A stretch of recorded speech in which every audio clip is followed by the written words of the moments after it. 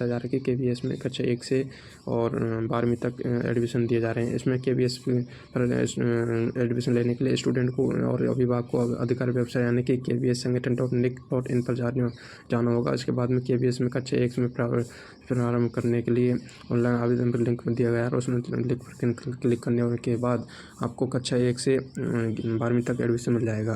बताया जा रहा है कि कक्षा 1 का आवेदन शुरू 1 अप्रैल से सुबह 10 बजे से किए जा रहे हैं और अंतिम 15 अप्रैल शाम 5 बजे तक होगी।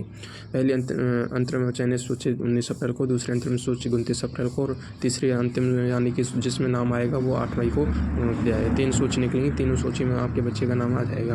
बताया जा रहा है कि KVS की कक्षा 2 से 11वीं तक प्रवेश के लिए महत्वपूर्ण तिथि निम्न प्रकार बताएंगे, यानी कि आवेदन शुरू 1 अप्रैल से होगा, पंजीकरण 10 अप्रैल, सूची की घोषणा 15 अप्रैल, कक्षा 2 में जो प्रवेश के लिए 16 से 29 अप्रैल को, कक्षा 11 की क्लास को छोड़कर सभी कक्षा में प्रवेश के लिए अंतिम तिथि 29 जून रखी गई है। KVS में प्रवेश पाने के लिए एडमिशन के लिए जो आवश्यक दस्तावेज हैं वो बच्चे का original date of birth certificate यानी कि जन्म प्रमाण पत्र और की ज़रूरत पड़ेगी, जो जिसे वेरिफिकेशन के बाद माता पिता को लौटा दिया जाएगा।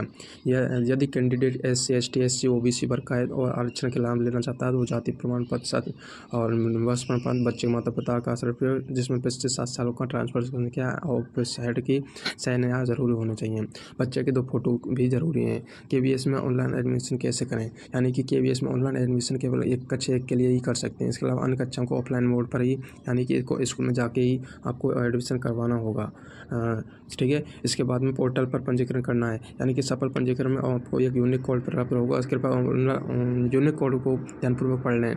आवेदन भरना और जमा करना, यानी कि आवेदन पंजीकरण के बाद प्राप्त कोड लॉन्ग कोड का उपयोग करने से ऑनलाइन आवेदन पत्र भरने के लिए किया जाएगा। आपको भारत में स्थित 3 अलग अलग विद्यालयों में प्रमाण पत्र चयन आवश्यक है।